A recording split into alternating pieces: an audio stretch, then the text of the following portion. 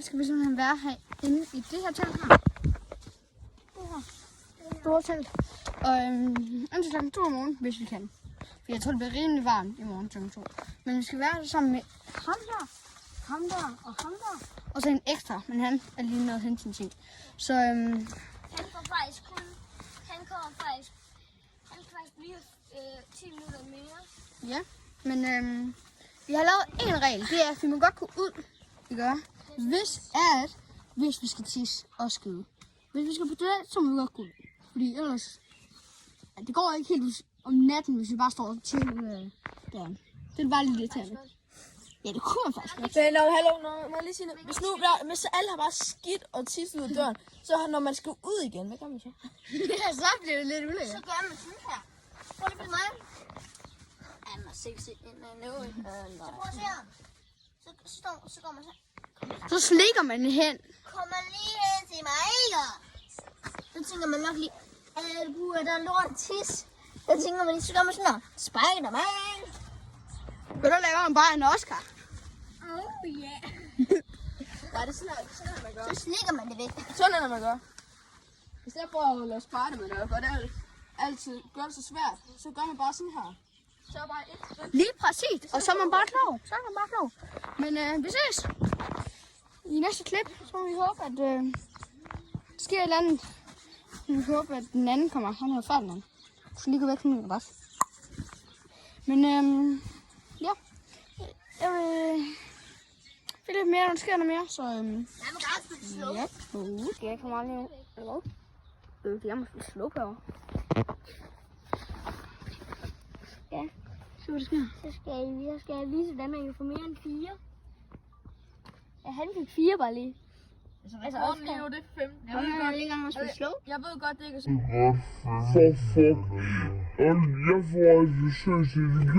Han fik 0 i hans første forsøg. Nej, jeg fik 1. Ligesom mig. Tryk på pil. Tryk på musen. Ja, Du skal ikke bevæge den. Skal jeg bare ikke bevæge den. Okay. Der er mange mus, ikke roller. Hvad står det? Adam har den dårligste humor i sadlen. Men lige om lidt, når Ferdinand han kommer, han har en virkelig dårlig humor.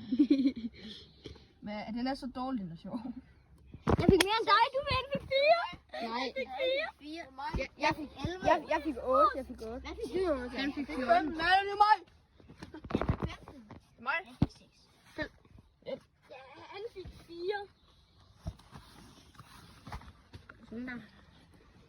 Jeg glæder mig ikke til at slippe alle de her videoer. Skål, ikke bare.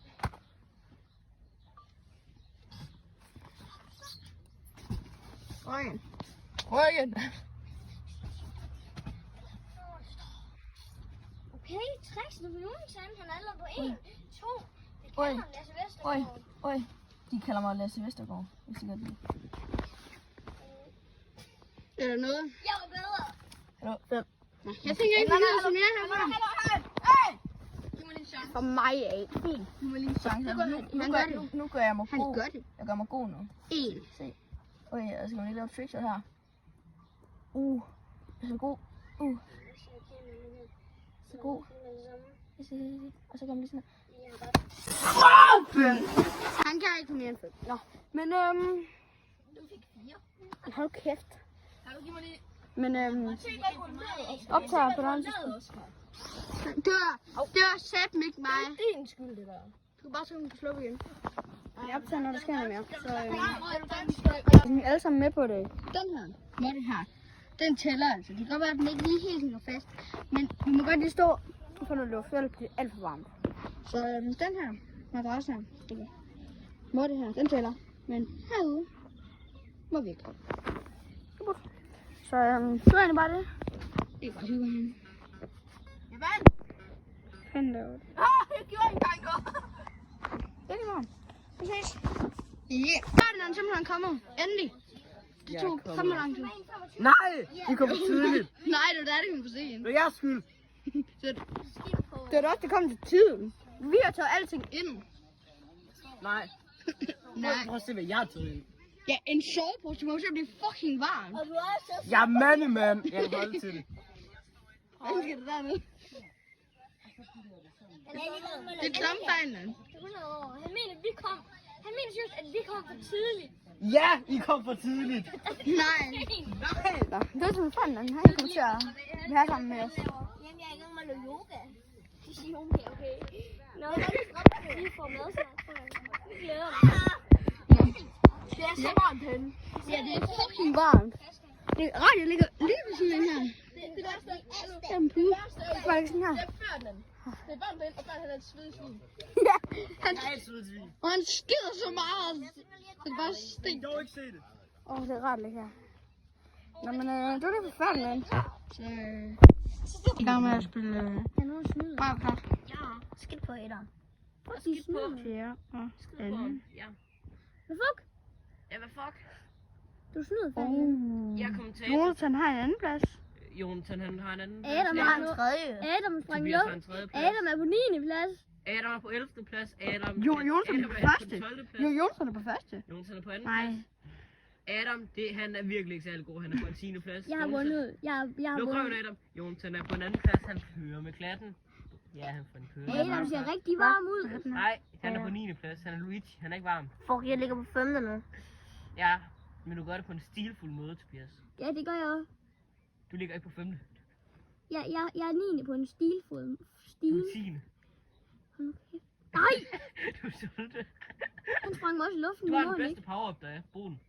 Hvad? Tryk den er knap, jeg sagde. Okay. Nej. Skidt på.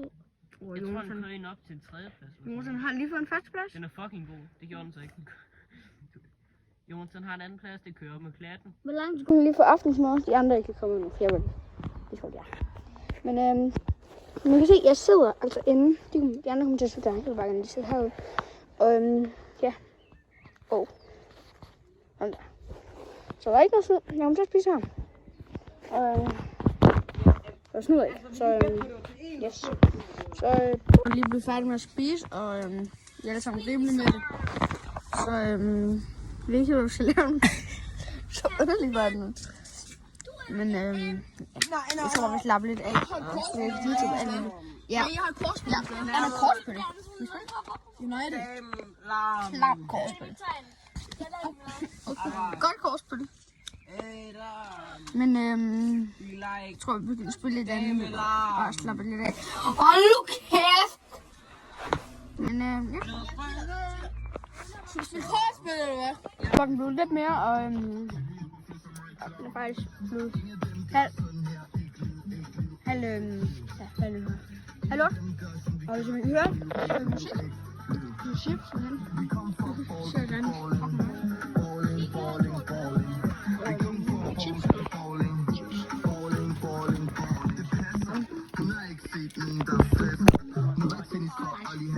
Den bliver lidt varmt, ikke? Ja. Det er faktisk begyndt at blive lidt køligere. Det kan holde ud nu.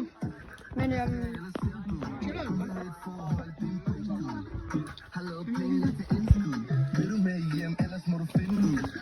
Men det er faktisk det, vi laver. Så vi drikker lidt. Ja. Men det er nok optage, når der sker et eller andet. Eller om det er til sove måske. Jeg tror, det kommer til at optage lidt før inden. Lidt inden.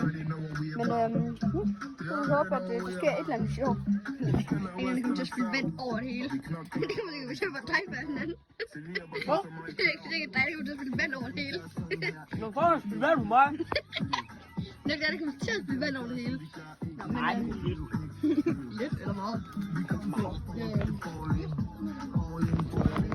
Vi har simpelthen ramt de kedelige tidspunkt på dagen. Så det sidder egentlig bare. Tidspunkt på dagen. Jeg synes, du er kedelig. Jeg synes, jeg er sjov. Det synes jeg ikke. Men Jeg synes, jeg er sjov. Har du Tetris? vi sidder bare. Alle sammen, der spiller. På en måde. Jeg downloadede det, Jeg så og også så fandt jeg ud af, at Men betale penge for det. Og så har jeg det jeg ved ikke. brugt det. Vi chiller bare. Jeg synes, Så jeg får dessert her. Med der sådan bananesplit. Jeg har spist noget, men jeg kan ikke se. Jeg kunne godt mig. det er mega froden med Anna har spist rigtig meget. Jeg har alle sammen fået det. Ja, Men ja. Det var en lille update. Men ja. Altså, jeg skal nok filme, hvis der sker et eller andet, eller... Det er sgu da ikke kaldes en update, hvis du kommer ud dagen efter. Hold kæft. Men ja. Hej, hvis man kommer lidt videre i den challenge. Men ja. Klokken er faktisk snart. Hvad er klokken? Den er faktisk 10 allerede. Ikke helt. 10 minutter 10. Han sidder sådan, han spiller... spiller Mario Kart. Og Oscar, han sidder og flipper. ja, han filmer hinanden. Og han sidder sådan, han spiller slow. Og du sidder bare... Og ved Ferdinand. Han er lige skudt bolden. Og jeg sover. Fan! Nej, jeg skal bolden derude. Jeg har lange lemmer. Ej. Det er bolden. Jeg er meget Helvede. Var det på? Nej, det er meget først. Du kan prøve efter mig. Og jeg giver det suden, jeg kan filme dig. Men vi laver det. Jeg tror, vi skal tage sådan et kort bagefter. Skal vi ikke, drenge? Kan vi ikke spille kort bagefter? Jo, vi spiller kort efter. Jeg gider ikke spille så Okay, vi fik fat i bolden. Ja, vi fik fat i bolden! Woo! Go, Tobias! Go, Tobias! Go, Tobias! Nå. Men hvad spiller jeg? Jeg ved ikke, så vi skal til at spille fisk, og vi elsker med. Undtagen, han er bare ikke spille. Jeg tror, vi stiller her. Skal I lige se min kort? Jeg spiller ikke Fili United. Er det sådan nogle klamme United-kort, som han... Ja, de er rigtig fine. Du sidder lige til, jeg kan ikke se din kort. Hvis du godt kan se Det er lidt nogen. Og du har stjålet min Kan du lige telefon. sidde op, og så gør det ikke noget, så du får Nej, Olle har stjålet min Der er nogle telefon. kort. Olle vil lige ringe til den. Ikke lige nu, vi filmer. Jo, Så kan jeg ikke se det. men... Hvor er fået Red Mooney? Så vi vil lige ringe til min telefon. Kom, jeg starter lige med at spørge Olle. Olle, har du simpelthen en ruder 4? Fisk. Det skulle da ikke sige præcis, at det ikke bare har du nogle 4. Jo, har du nogle 4? Nej.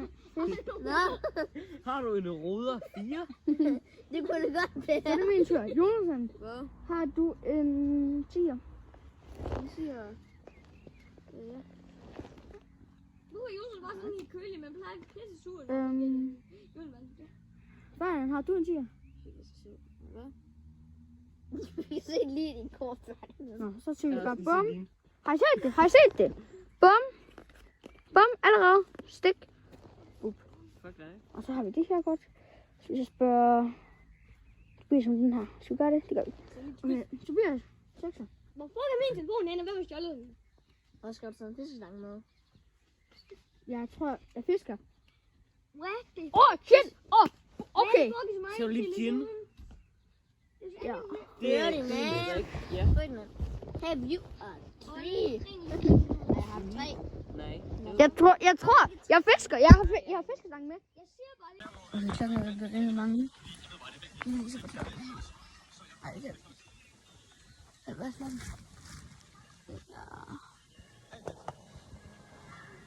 Nok kvart over. Kvart over 11. Jeg ved godt. For nogle er det ikke så meget, men først når man så og kigger på telefonen, i hvert fald mig, når jeg kigger på telefonen, bliver jeg rimelig træt. Men altså,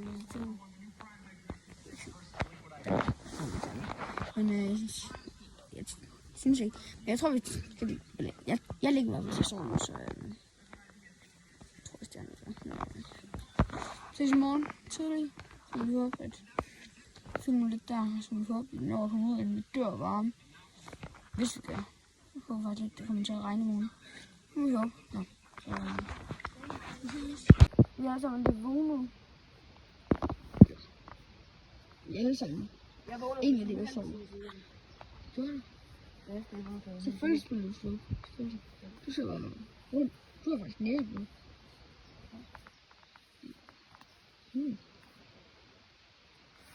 Du er sådan.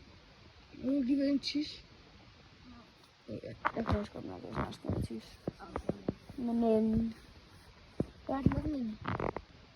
2 minutter over 7. Så så ruller det der. Ganske også. Jeg vil bare sige, nej, kæft. Så 7 timer tilbage. Er du glad? fordi det er 7 timer, ikke? Er det 7 timer? Ja. Ja. Jeg tænker bare, at vi opdaterer. Ja, det skal jeg igen. Jeg tror, det kommer til at være fucking varmt. Og det også. Jo, det var på der bothallen og sådan noget. Ja, det her, det er faktisk rimelig godt. Jeg tror, det bliver regnet. Det kan vi se. Ja, mit liv er fucking fugtigt. Men det er også meget rart, der er fugtigt. Det er nok ikke så varmt. Ej, der er et dyr lige der. Der er et dyr lige der. Kan I se det? Det er dyrt. Nej, det var udenfor. Det er jo udenfor. Det er jo i skyggen. Prøv at se. Det er i skyggen. Der er ikke noget lige her. Ja. Men jeg har tænkt, at der skal et eller andet eller et andet. Ja, det har jeg ikke at sige. Så nu ses. Det er faktisk en tysk nu. Det gør vi bare. Men så går vi bare ud, og det må vi gerne. Det var det, vi aftalte.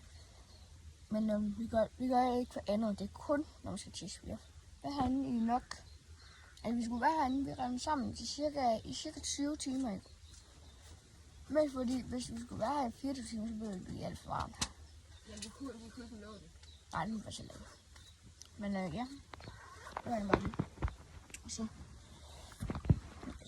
skal jeg finde, når der sker lidt mere. Så kan man lige få en dejlig blæser herinde.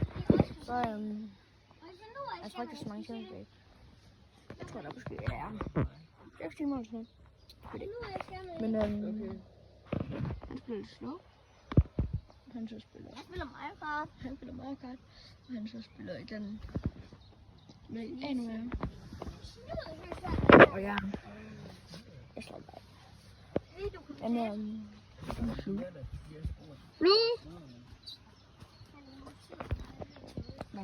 jeg opdater noget mere, når det kommer noget sjovt. Så vi står morgenmad herinde, tror jeg. Det skal nok blive sjovt. Det er ikke sjovt. Fedt.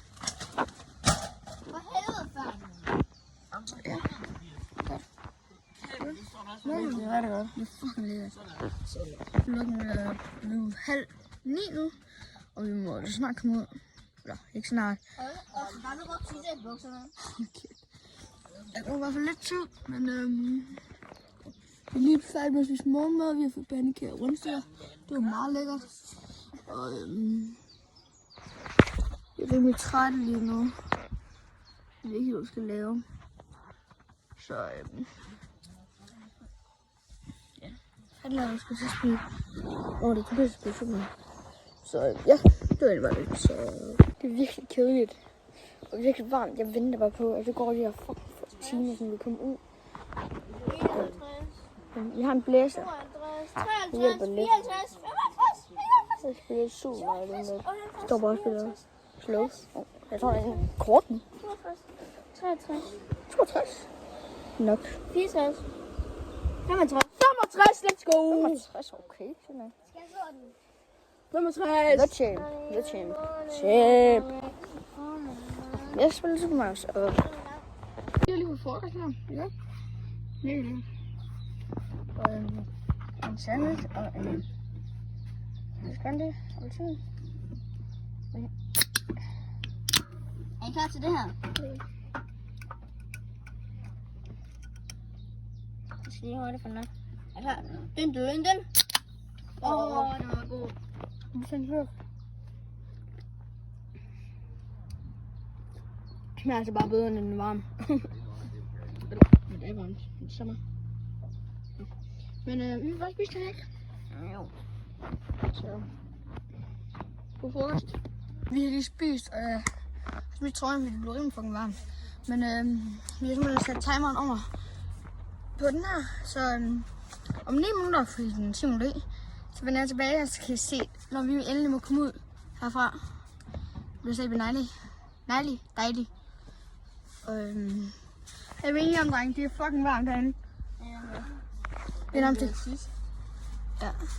Og før den her båd. Ja, han skulle i sommerhus, så han kunne ikke lige være med til at... Nej, jeg skulle ikke. Jeg skulle selv. så mus. Men vi vender tilbage om 10 minutter, og så må vi se. Der sker noget fedt. Det gør det jo. Vi skal ud af min soda. 5 minutter. Det eneste, der er fedt, det er bare lige stå her. Skal jeg bare lige stå? Det er kun 5 minutter, så... kan det ikke 5 minutter bare gøre sådan noget? Så... Glæder jeg også til min måde. Yes. Så... Så... Nu må vi snakke mod. Yes, det er så varmt herinde. Det er så varmt, de fatter det ikke. Men skal du like den her video og subscribe, hvis at I synes, vi skal lave flere videoer med 24 timers challenge. Så ja, jeg skal bare sige 1 fucking minut. 1 minut. Og vi alle som sidder og filmer. 1 minut tilbage. Jeg glæder mig så. 1 fucking minut. Og hver gang. Kom nu, Tom, skynd dig. I kan svært ikke helt se det. Men den står på trappen. Olle. Kom. Vi kan finde den. Så kom nu. Det går. Kom nu. Det er et langsomt minut. Jeg har det. Det er verdens langsomme minut. Tand! Du viser tænder. Kom nu. Ja! Ja. Hvor er det dejligt. Det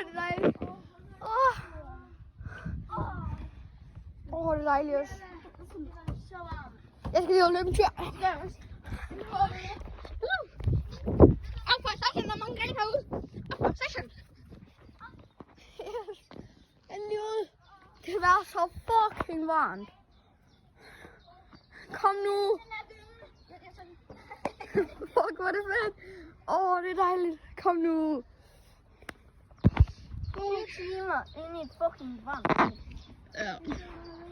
Så, men jeg tror snart, at det er tid til at slutte den her video af. Så hvis vi ser flere videoer, skal I like og subscribe, og så må I have en god dag derude. Kan vi lige, hvad skal vi sige? Tag tilbage. Klik den her. Slut videoen nu. Vi ses.